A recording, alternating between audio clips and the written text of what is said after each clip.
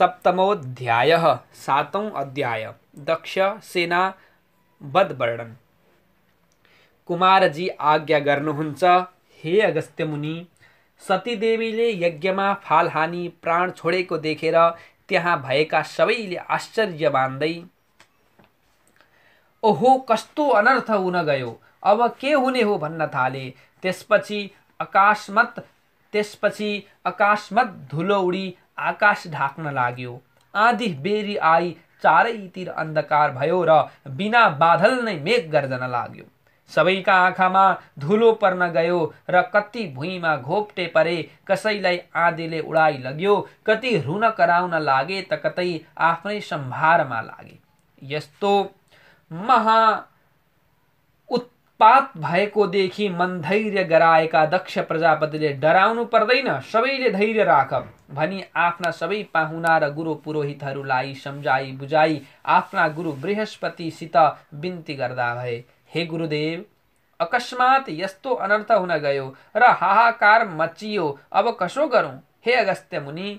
त्यसैबेला नारद ऋषिले पनि सती देवी अग्निकुण्डमा प्रवेश गरी देह त्यागेको देखि वायु बेगले कैलाशमा पुगी श्री महादेवका चरणमा साष्टाङ्ग दण्डवत गरी उठेर हात जोडी भन्न लाग्नुभयो, हे जगदीश्वर, हे करुणामय, पापिष्ट दक्ष प्रजापतिले नाना तरहले हजुरको निन्दा गरी त्यो कहाँको देवता हो, त्यो त बौलाहा हो, त्यसलाई मेरा यज्ञमा नडाके मलाई के होला भनेको सुनि हजुरकी प्राण प्रिया सती देवीले सहन गर्न नसकी अत्यन्त क्रोध गरी लात्तले भुइँमा हानी कसैको मुख नहेरी यज्ञलाई प्रदक्षिणा गरी बारम्बार हजुरको नाम लिँदै यज्ञ कुण्डमा फाल हानी प्राण त्याग गर्नुभयो। हे ईश्वर, हजुरका भयले, हजुरका डरले अग्निले जगदीश्वरी सती देवीको शरीरलाई दग्ध गर्न सकेका छैनन्।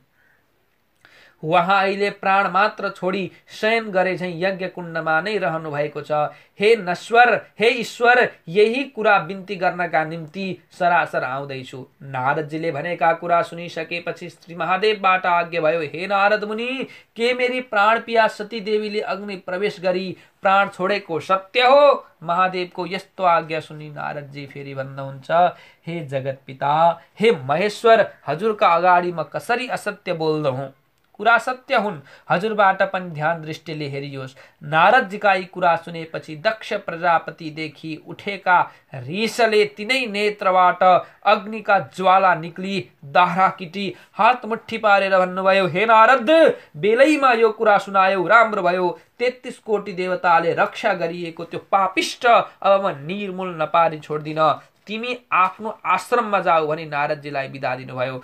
नारदजीले पनि श्री महादेवमा साष्टाङ्ग दण्डवत बिन्ती चढाई विदा भएर ब्रह्मलोक तर्फ लागे। त्यसपछि सती देवीका विरहले व्याकुल भएका श्री महादेवले अत्यन्त क्रोधित भई आफ्ना शिरबाट एउटा जट्टा उखेली जसै पृथ्वीमा पछार्नुभयो, त्यसबाट मेघ गर्जे चाहिँ ठुलो भयानक शब्द गरी कराएर 64 योगिनी भूत प्रेत प्रमथगण सहितका महाकाली उत्पत्ति भइन्। ती कस्ती थिइन् भने डरलाग्दा आँखाबाट अग्निका ज्वाला जस्तो तेज निकाल्ने लामा लामा दारा र बङ्गारा भएकी, आकाश जत्रो पेट भएकी, कम्मरमा बाघको छाला विशिष्ट गरेकी, केश फिजिएकी, हातमा खड्ग लिएकी, लबलबाउँदो जिब्रो निकालेर कहिले हाँस्ने र जिब्रो चलाउने त्यस्ती महाकाली श्री महादेवको अगाडि खडा भई मलाई के कामले आराधना गर्नुभयो, आज्ञा गर्नुहोस् भन्दी भइन्। त्यसपछि फेरि पनि महादेवले अर्को एउटा जटा उखालेर भुइँमा पछार्नुभयो, जसबाट धरती नै डोलायमान गरेर सिंह झैं गर्जी 1000 सूर्यको जस्तो तेज भएका नरमुण्डका माला लगाएका, दाहिने हातमा त्रिशूल लिएका भीम मूर्ति भएका वीरभद्रले महादेवका अगाडि आएर बिन्ती गरे, हे भगवान, किन हाम्रो आराधना भयो, आज्ञा होस्। श्री महादेवबाट आज्ञा भयो, हे महाकाली, हे वीरभद्र, तिमीहरू गएर 33 कोटी देवताले रक्षा गरिएको पापिष्ट दक्ष प्रजापतिको यज्ञलाई विध्वंस गरी दक्षको संहार र 33 कोटी देवतालाई समेत नाश गरी आओ। यसै कारण मैले तिमीहरूको आराधना गरेको हुँ। श्री महादेवको आज्ञा सुनेका महाकाली र वीरभद्रले नन्दी भृङ्गी विषमज्वर चतुष्षष्ठी योगिनी भूत प्रेत पिशाच सहित भई मेघ गर्जिए झैं गर्जी पृथ्वी डोलायमान गराउँदै यमराज नै आए झैं गरी अति क्रोधले युक्त हुँदै कैलाशबाट कनखलका यानी कि हरिद्वारका निमित्त प्रस्थान गरे। तिनीहरूको गर्जनाले गर्दा पृथ्वीलाई थाम्न साह्रै कठिन भयो र डोलायमान भएर थरथर थरथर काम्न थालिन्। सात समुद्र कम्प भयो, जलचर स्थलचर यावत प्राणी त्राही त्राही हुन गए। उता दक्ष प्रजापतिका यज्ञमा पनि अनेकौं उत्पात हुन गयो। ठूलो आँधी बेहेरी आयो, ठूलो धुलो उडेर अन्धकार छायो। मण्डलाकार गरी कराउँदै उड्न लागेका गिद्ध र कागले आकाश ढाकियो। दुवै आँखा र मुखबाट अलक्षण दृष्टि र शब्द निकाली कराउँदै स्याल हिँड्न लागे। आकाशबाट रक्तवृष्टि हुनुका साथै वायु पनि उल्टा गतिमा बग्न थाल्यो। कसैले नदेखेको र नभोगेको यस्तो उत्पात देखेर यज्ञका वरिपरि रहेका सबैमा हाहाकार गरी सबै रोई कराई चारैतर्फ भाग्न लागे। केटा केटी बुढा बुढी रोगी र गर्भिणीहरू भाग्न नसकी भुइँमा घोप्टे परी रुन र कराउन लागे। यस्तो उत्पात देखि देवताहरू पनि आश्चर्यमा परी त्राही त्राही भइरहेका थिए। त्यसै बेला गणले सहित भएका महाकाली र वीरभद्र पनि मेघ झैं गर्जिँदै हात्तीका बथानमा सिंह पुगे झैं दक्ष प्रजापतिका यज्ञमा पुग्दा भयो। हे अगस्त्य मुनि, तहाँ उपरान्त यज्ञमा रहेका देवता यक्ष गन्धर्व किन्नर दैत्य र नागहरूसँग शिवगणको महासंग्राम सुरु भयो। त्यो देखेर यज्ञमा रहेका दक्ष प्रजापतिका छोरीहरू, देवकन्या, अप्सराहरू, ऋषिहरू, ब्राह्मणहरू, गुरु पुरोहितहरू र बाल बालिका र आशामुखीहरू हे नारायण, हे भगवान, बचाऊ बचाऊ भन्ने ठुलो शब्दले रुँदै कराउँदै 10 दिशामा ठेलिँदै र मिचिँदै भागाभाग गर्न थाले। भाग्न नसकेकाहरू त्यही नै लडेर मुन्टो जोतेर कष्टमा परे। कसैको खुट्टो मर्कियो, कति आत्तिएर मुर्छा परे। यस्तो भयानक स्थिति देखेपछि भगवान श्रीहरि विष्णु प्रवृत्ति 33 कोटी देवता यक्ष गन्धर्व किन्नर दैत्य र नाग आदिले दक्ष प्रजापतिको रक्षाका निमित्त आफ्ना शस्त्र अस्त्रद्वारा महाकाली र वीरभद्रमाथि प्रहार गर्न लागे। दुवैतर्फबाट हुँदै गरेको यो घनघोर युद्धका योद्धाहरूले परस्परमा सिंहनाद गर्न लागे। इन्द्रादि 33 कोटी देवताले गण सहित आई लागेको महाकाली र वीरभद्रमाथि अनेकौं शस्त्र अस्त्र क्षेपण गरी ती शस्त्र अस्त्रमा ब्रह्मास्त्र, इन्द्रास्त्र, वरुणास्त्र, अग्न्यास्त्र, तोमर, भिन्दी छटाल, गदा, खड्ग, मुसल, नागपाश आदि थिए। यस्ता अस्त्र शस्त्रद्वारा आफूलाई प्रहार गरेको देखि वीरभद्रका गणहरूले पनि दक्ष प्रजापतिका फौजभित्र पसेर ठुलो गर्जना गरी कतिको टाउको निमोठिदिए, कतिको हात भाँचिदिए, कतिको खुट्टा भाँचिदिए। मुड्कीले हानी रगत छदाई कपाल उखेली बैरी पक्षलाई हाहाकार पारिदिए। महाकालीले पनि काल जस्तै खड्ग हातमा लिई राता राता नेत्र गरी वर्षा कालमा मेघ गर्जिए झैं गरी लामा लामा सुस्केर हाली मृगका झुण्डमा एक्लो सिंह अथवा पराल वा कपासको रासमा आगो लागे झैं एकैछिनमा बैरी पक्षको धैर्यको संहार गरिन्। बैरी पक्षका धेरैको संहार गरिन्। फेरि आफूमाथि शस्त्र अस्त्रको वर्षा गरिएको देखेर क्रोधले आकुल भएका वीरभद्रले पनि नन्दी भृङ्गी चतुष्षष्ठी योगिनी भूत प्रेत पिशाच पार्थवगण सहित भएर शत्रुवर्ग मध्ये कसैको शिर छुट्याए, कसैको हात पाउ छुट्याए, कसैको रगत चुसे त कसैको मांस भक्षण गरे।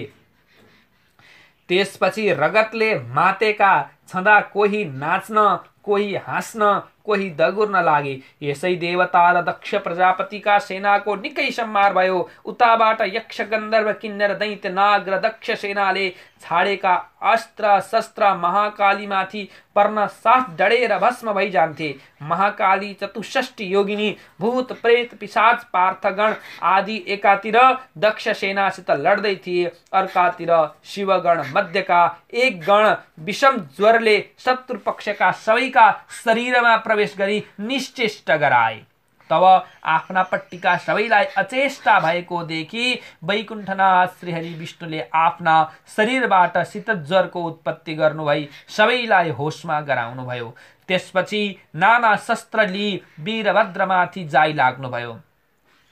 वीरभद्रले पनि सिंह गर्जिए झैं गरी त्रिशूल उठाई सकेका घरमा आगो लागे झैं दक्ष प्रजापतिका कोटि कोटि सेना एक क्षणमा नाश गरिदिए। कसैका शिर छैनन्, कसैका हात छैनन्, कसैका गोडा छैनन्। कोही लडीबडी गर्दैछन्, कोही छटपटाइरहेका छन्, कोही पानी पानी भन्दैछन्, कोही हप्याक भइरहेका छन्। धेरैतिर रक्तका नाला झैं देखिन्छन्। कोही रक्षा गर भन्दैछन्, कोही भाग्दैछन्, कोही भाग्न नसकी भुइँमा पछारिँदैछन्। वीरभद्रद्वारा यस्ता प्रकारले यज्ञ विध्वंस गरी भेटे जतिलाई समात्दै यज्ञमा होम्दै गरेको देखि भगवान श्रीहरि विष्णुले अत्यन्त क्रोधित भएर लाल लाल नेत्र गरी नागले झैं सुस्केरा हाली अग्निको ज्वाला जस्तो रूप लिई दाहिने हातले कौमदकी गदा उठाई बायाँ हातले पांचजन्य शंख बजाई संहार कालका महारुद्र झैं भएर वीरभद्रका सेनामाथि जाई लाग्नुभयो। त्यो देखेर सहारा पाई आत्मबल मिलेका देवता यक्ष गन्धर्व दैत्य नाग दक्ष प्रजापतिका सेनाले धन्य धन्य भगवान श्रीहरि विष्णु, धन्य धन्य तपाईको जय जय होस्, तपाईको जय जय होस् भनी आफ्ना आफ्ना शस्त्र अस्त्र लिएर भगवान श्रीहरि विष्णुको साथ लिई लड्न लागे। त्यो देखि महाकाली पनि अग्निका जस्ता ज्वाला जस्तो तेज निकाली 64 योगिनी भूत प्रेत पिशाच र पार्थवगणले शहीद भई दायाँ हातले खड्ग उठाई वैरीसित लड्न लागिन्। ठूलो वायु चल्दा जसरी टुक्रा टुक्रा भई मेघ फाड्दछ त्यसै गरी नै महाकालीले देवता र दक्ष सेनालाई 10 दिशामा भगाइन्। त्यो देखि वीरभद्रको छाती ताकी भगवान श्रीहरि विष्णुले कौमदकी गदा प्रहार गर्नुभयो। त्यो गदा वीरभद्रका छातीमा लाग्यो र चोट सहन नसकी ती मूर्छा परे। त्यसपछि नन्दी भृंगी 64 योगिनी भूत प्रेत पिशाच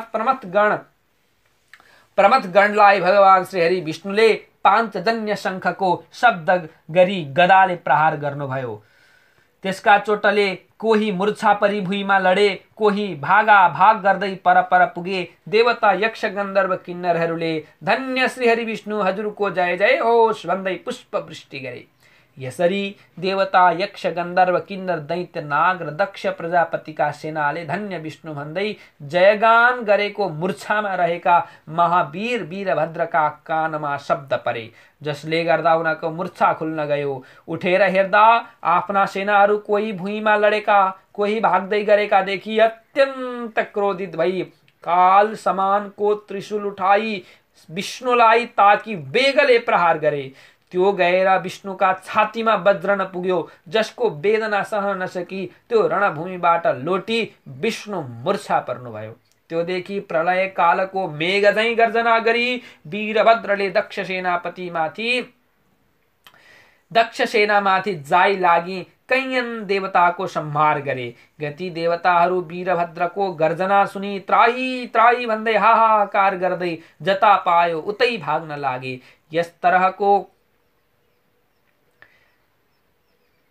यस तरहको महासंग्राम भएकाले दक्ष प्रजापतिका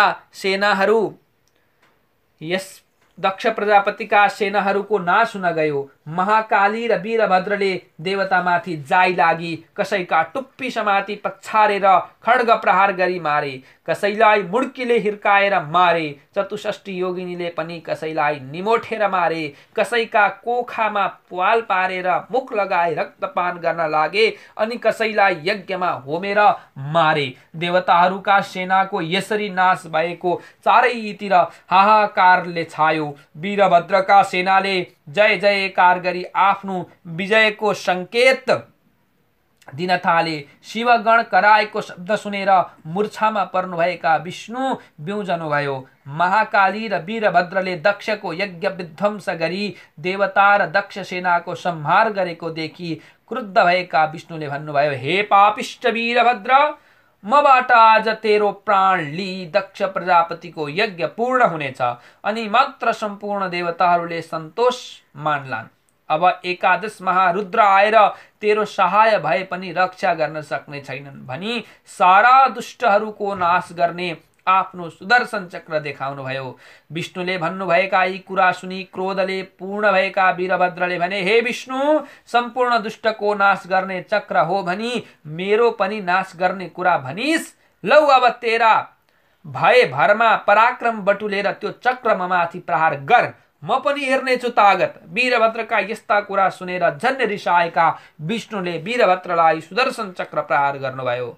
हे अगस्त्य मुनि, त्यो सुदर्शन चक्र कोटि सूर्यको जस्तो तेज र प्रलय कालका मेघको जस्तो गर्जनाको शब्द छोड्दै काल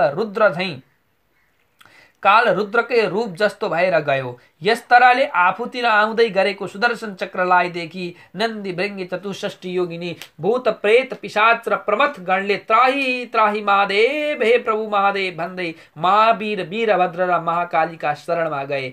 समुद्र मथन गर्दा 14 रत्न मध्ये 20को रूपमा एक रत्न निस्किएर सारा नाश हुन लागेको देखि भगवान शिवले त्यो हलाहल विषलाई जसरी निल्नु भएथ्यो त्यसरी नै त्यो चक्र आएको देखि वीरभद्रले मुख बाइदिँदा चक्र आएर मुखैमै पर्यो र निल्न ठिक पर्यो।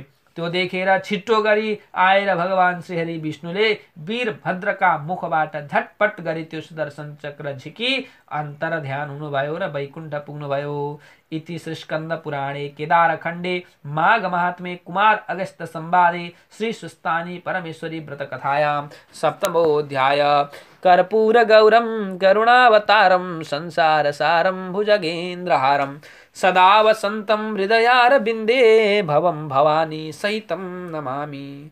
नमस्कार भक्तजन, म पण्डित मोहनानन्द घिमिरे। आज मैले हजुरहरूलाई श्री स्वस्थानी व्रत कथाको सप्तम अध्याय सुनाइसकेको छु र आगामी सुनाउने नै छु। कृपया मेरो च्यानललाई लाइक र सब्स्क्राइब र शेयर पनि साथसाथै गरिदिनु होला, ताकि म हजुरहरूका लागि सधैँभरि यसै गरी धार्मिक कुरा लिएर प्रस्तुत हुने नै छु। यो माघको महिना चलिरहेको छ, त्यसै कारणले स्वस्थानी विशेष भएकाले म 2-4 दिन स्वस्थानीलाई नै मान्यता दिनेछु र स्वस्थानीको पूजा कसरी गर्ने भनेर पनि मैले भिडियो हालेको छु, त्यो हेर्न नबिर्सिनु होला। यति भन्दै आजको लागि बिदा चाहन्छु।